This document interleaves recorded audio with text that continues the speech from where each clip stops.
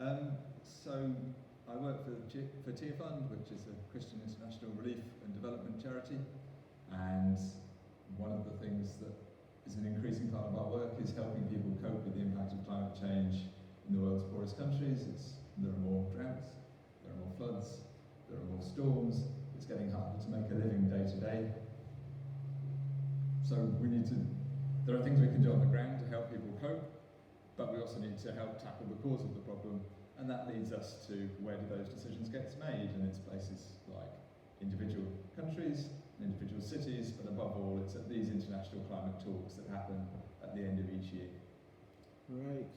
And what difference did those talks actually make, do you think? Not enough is the quick answer, but better than nothing. So I feel like it's a journey of about 300 miles that we have to go on to overcome the threat of climate change and limit it to a level we can cope with. And this COP, maybe we went 10 miles. So those are good miles. We got further than we were before. It's nothing like fitting with the scale of the problem, but it was still progress. So we haven't reached safety. We certainly haven't reached justice, but we did make some progress, and it was worth having, and there were things in there that encouraged me. Right.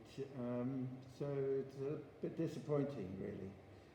Yes, but I think the first COP I went to was 2007, and that taught me not to expect too much from anyone, because I don't know if you find it difficult to agree things in your family occasionally.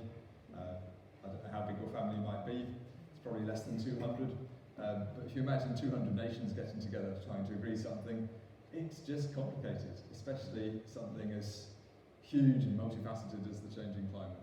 So, given all that, we made some decent progress. Good. And are you really hopeful that we might make it to those 300 miles? I'm hopeful, but it's absolutely not certain, and we're still going in the wrong direction. So the world's emissions are still rising at the moment, and what we need to do is they need to nearly halve between 2020 and 2030, and at the moment they are still going up.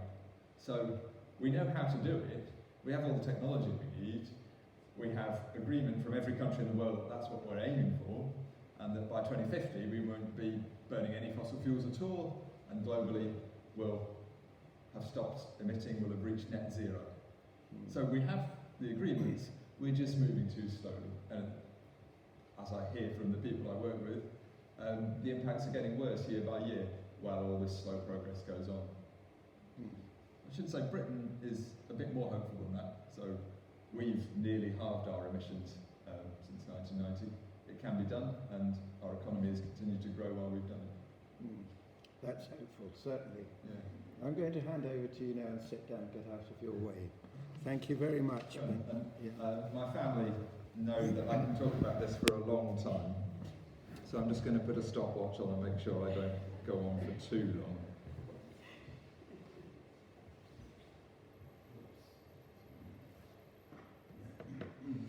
Great. Yeah, you'll have to flick through all the pictures down to yours. Let's do that. Grand. So what I wanted to do is basically show you my holiday stat from COP and talk about the climate talks and climate change and our role in that and why we should care. So going back to basics, as we heard in Jesus' summary, his two commandments summarising the whole of the law and the prophets, which are two different verses from the Old Testament that he's taken out as the very short summary of all of the Old Testament, basically. And that gives us two reasons to care about climate change. One is timeless, is that if God made the world, creation shows who he is, he takes joy in it, it matters to him, then if we love God with all of our hearts and souls and minds and strengths, then his creation will also matter to us, because we love him and we know he cares about it, in the same way that someone you love, if they have something that's really important to them, you will take care of that thing and you will value it for their sake. And that's always been part of our faith. It's always been part of who we are as the church for the last 2,000 years. And the other one is loving our neighbours as ourselves. So if we know that our neighbours doesn't just mean the people who live next door to us, or the people who live near us, or the people who look like us, it means everybody else, every other human being that there is, which is a lot of neighbours with more than 7 billion of them now. So if our calling as Christians is to love all of our neighbours as ourselves, once we discover the impact climate change is having on our neighbours, that it's pushing people who'd escape poverty back into poverty, it's making families go hungry, it's dispossessing people, it's pushing people out of their homes and making them have to move. Once we discover all of that is going on and is likely to get worse, then we have to take action. And that's not a timeless part of our faith. That's a special challenge for our generation and a special task for our times. So those are the reasons why the church needs to care about climate change and why Tearfund advocates about it, prays about it, and why we do practical things on the ground about it. So I wanted to take you to this opening picture of the COP climate talks. So I grew up in Glasgow up to the age of 12, and I was really pleased when I heard it was going to be in Glasgow, and I was looking forward to the chance to go back. And this picture doesn't really capture why, because it just looked gloomy. But Glasgow's a beautiful city, and it was a real joy to go back there, and the sun shone at least half of the time we were there. Not this day though, this looks properly Glaswegian. So this is the old Docklands. That's not a real crane, it's a model, and it's in front of the massive great conference centre that's there now. And that's where the COP climate talks happen. So let me talk about the things that made me hopeful about my experience in Glasgow. So I was there with a team at its peak of about 40 from Tearfund and friends. Some of those are Tearfund's Glasgow office, they're there all the time anyway. Some of them are people like me who are based in London, and some of them were colleagues from around the world who we brought with us. And this church is called St George's Tron. It's on Glasgow's busiest shopping street. It's a perfect location, and they very kindly said they needed it on Sundays, but we could have it the rest of the time and use it as our base for our time in Glasgow.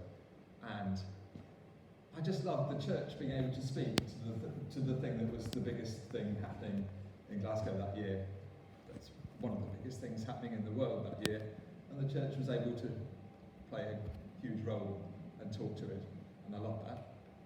And I particularly loved, so the church is the world's biggest and most international network, and we really showed that during COP.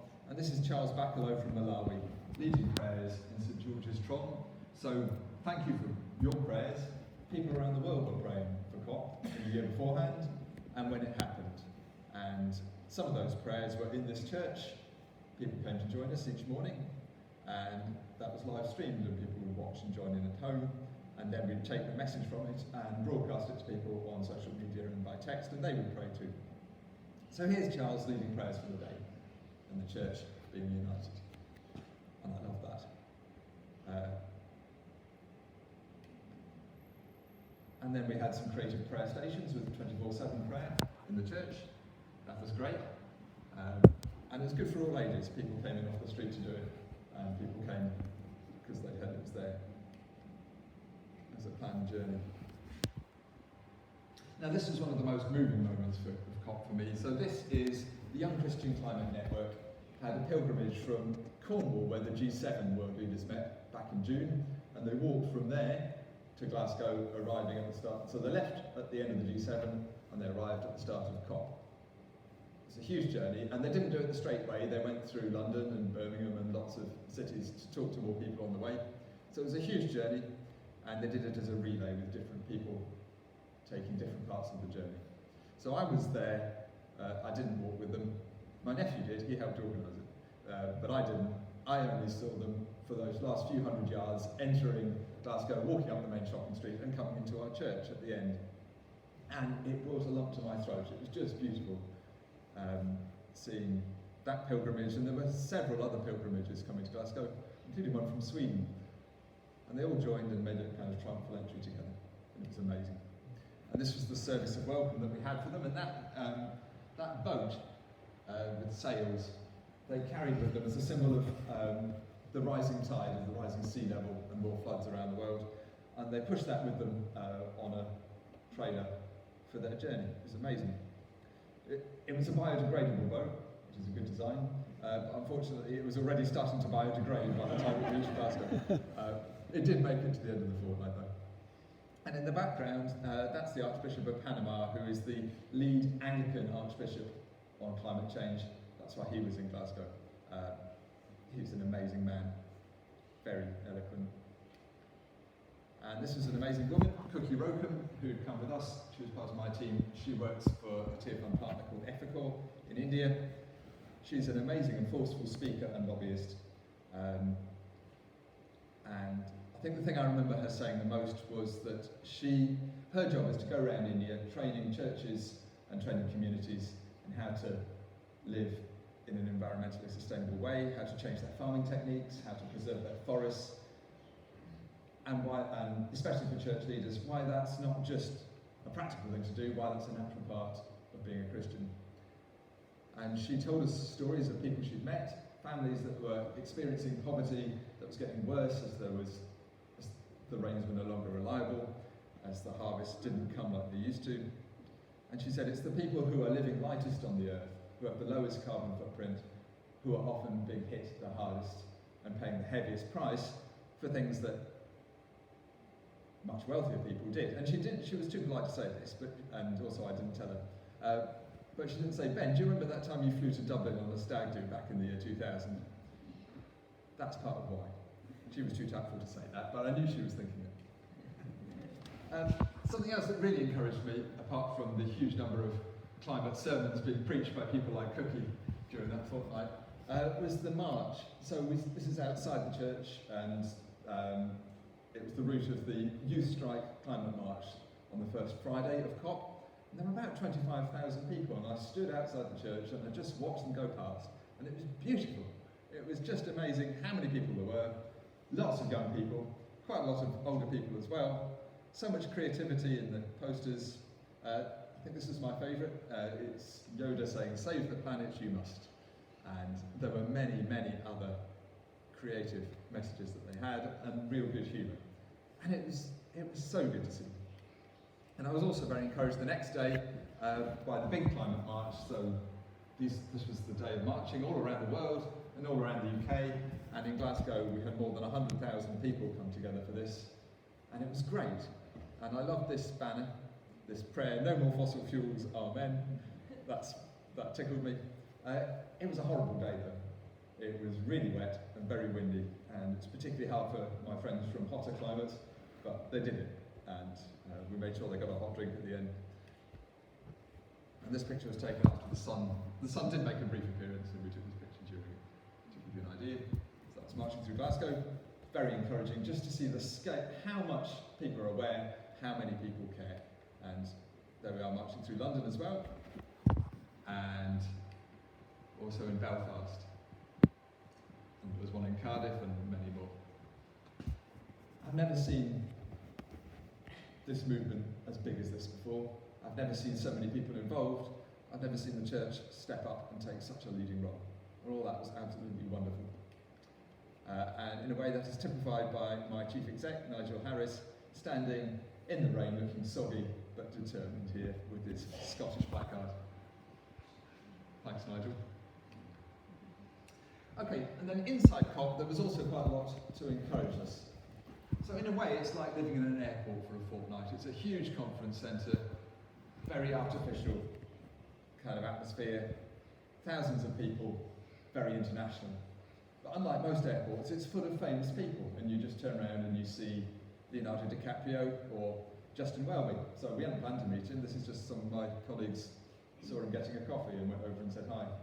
And that kind of thing happened a lot. I didn't see many famous people. I just saw Ed Miliband. Most days I would see Ed Miliband, and each day I thought he looked a bit tireder and more worried than the day before. And I hoped I didn't look the same, but I probably did. So one of my favourite things about COP was being able to take people from the front lines, from communities being hit by the changing climate, people from poorer communities, and take them to this place where power is, where the world's leaders, the world's nations were gathered, wealthy businesses, this centre of power, at least for that fortnight, and be able to bring people, help them with the costs, listen to them, and help powerful people listen to them too. That was wonderful. And this is Jochebed Solano from Panama, standing in front of the giant globe. That was one of the, that was probably my favourite feature of Inside COP, was this beautiful, huge world hanging over us in part of the conference centre. And a constant queue of people, of film crews and people taking selfies in front of it. One of the other things I was really encouraged by was the voices of young people. And this is Laura Young from Tearfund in Glasgow. She's 24, she's half my age and slightly below. And she's a brilliant spokesperson, and she did more than 50 TV and radio interviews and ended up, Sky News liked her so much they asked her to come and co-present a couple of their COP specials. We've never had media like that before. It's just amazing, again, to have the voice of young people from Glasgow, to be able to project that in that way, and for the church to show, yes, we are relevant here and we've got something to say. So I was really encouraged by that. And then the main business of the talks is plenary sessions like this, and then little huddles of the diplomats who speak to each other in this vast aircraft hangar-like room, hundreds of them representing every single country.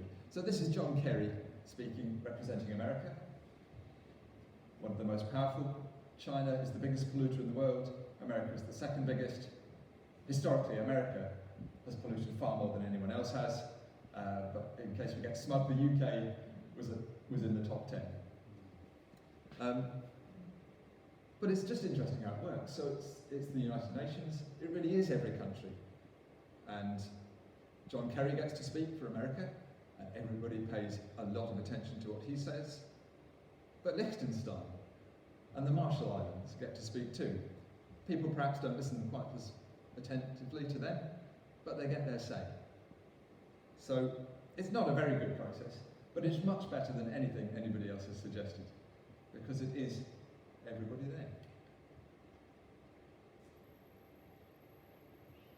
But it's very slow, and they all get their say, and they all use it, and they go on and on and on.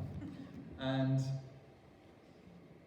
in the formal bits, in the big speeches, there are a lot of words, and behind the scenes in the informal gatherings, there are a lot more words and hard negotiations, and then it's very complicated. This is the 26th COP. Each one has set up a new little process to address this aspect of climate or that aspect, and they all continue. So you have working parties from this group and that group and the other group, and over the fortnight, they all meet and they all talk, which is good. There's work to do. But it's too slow. And also it's very unequal. So a country like America can be well represented on every single part of the talks. Not every country can afford that amount of diplomatic staff. And I remember meeting a country from West Africa, where they said there were only 2 of them, and neither of them spoke English very well. So in the formal sessions where there's translation, they were okay. But the rest of the time they didn't really know what was happening, and they couldn't really influence it. So power is unequal in the world, and it's unequal at COP too. And then it's a big circus. So this is the Qatar pavilion. There are pavilions from all kinds of governments, some of them very lavish, and you think, if you were spending that kind of money on addressing climate change, maybe that would be better, instead of just having a big pavilion. And some of them, like perhaps Qatar, are very keen to make sure that progress is very slow and doesn't threaten their business model too quickly. But we do get access. And again, one of the things that gave me hope was we got to take our international petition with thousands of signatures from around the world in it. We got to take that and present that to most of the governments where we have colleagues who are getting the signatures and people speaking up from. And this is Malawi, and this is my colleague Charles, who I think was consistently the best dressed of us throughout the COP. There he is in his red jacket. And next to him, that woman is Malawi's Climate and Forest Minister, who was leading their delegation at COP, and he got to have a long conversation with her. It was great. It's much harder to get that kind of access at home, where the ministers are protected by a ministry and officials. But at COP, you can probably just get to say hello and maybe have a longer conversation than that. And we did with 16 different governments. It was brilliant. This is my boss Paul and Jochebed with the minister from Colombia, presenting our petition to him in Spanish, of course. This is me and my colleague Promise from Nigeria. This was an ambush, so Australia didn't want to meet us, so we just went and knocked on the door of their office enough times until somebody important came out, and we got to catch the head of delegation and have a good discussion with him. And to be honest, he needs it, because Australia is a real climate laggard. They're not doing nothing, but they're doing as close to it as they can get away with. So again, it's a strategic role for the church in countries like Australia, where there is a big church and it has influence. But we can't win them all, and here is Promise meeting the Nigerian front of house manager at their delegation, and she would not let him in. He tried his best. Okay, then I wanted to show you, this is Jochebed and her mum, her sisters and her nieces at home. This is their ancestral island where their people, the Kuna, have always lived off the coast of Panama. It's absolutely beautiful, and especially looking at it from the perspective of Glasgow being quite cold and damp most of the time, we felt quite jealous of the photos. And she was telling us that the island is being eroded. The sea levels are rising. There are more storms. It's harder to farm. It gets cut off from the mainland more often than it used to. She was telling that story of how poverty is hitting her people in this beautiful place that they had no part in causing. And I was particularly pleased that she got to tell the story to Nicola Sturgeon, Scotland's First Minister. Nicola Sturgeon wanted to meet people from the global south while they were in Glasgow. We were able to get Jochebed into the meeting, and Jochebed is a force of nature. She's an amazing woman. She's one of the most fiery preachers I've ever heard. She's likely to burst into song in the middle of a sermon in any one of 3 languages. She is the perfect person to go and take the climate message to Nicola Sturgeon in a way that she'll always remember. And I hope she does. And to help her remember it, she gave her this bead necklace, which is a traditional one from the Kuna. And Nicola was happy to put it on and get this photo. It was great. And Nicola Sturgeon then, after this meeting, she announced that Scotland would provide an extra £1 million of climate finance. So that's not bad for a morning's work, is it? But further than that, Nicola Sturgeon then went on to do something that no other leader from a rich northern country has done, and say not just that payments like that are a gift that should be given, like a grant, but she went further and said it's more like compensation that rich countries owe to poor ones for the damage that have caused them. Which is obviously true, but no leader of any wealthy country has dared say it until Nicola Sturgeon did. And I think we helped persuade her that that was the right thing to say. And she went further than that, and after COP, and said she opposed the plans for a new oil field off the coast of the Shetlands. So it's Boris Johnson's decision, but Nicola Sturgeon had not opposed it until that point, and then she did. And again, I think our persuasion and our prayers helped that to happen. And I'm just interested how that personal connection, that itch to do the right thing that she showed, also connects with her political need to go one better than the UK. So she managed to find a way to combine both. So she is doing the right thing, but she doesn't stop being a canny politician as she does it. Interesting. Something that did not give me much hope, though, was that there was very little other money forthcoming during COP. There were a few £100 million and dollars were pledged, which is good, but it's nothing like what we need. And we got to do this stunt, pretending to be bailiffs from around the world, from different continents, presenting an overdue bill to the leaders of the wealthy countries. And there is an overdue bill. They promised, more than a decade ago, they promised that by 2020, $100 billion a year would be transferred from rich countries to poor countries to help them cope with the impacts of climate change and to help them find clean ways to develop themselves, unlike the ways we do. So $100 billion is not enough money, it will cost more than that, but it's a good start.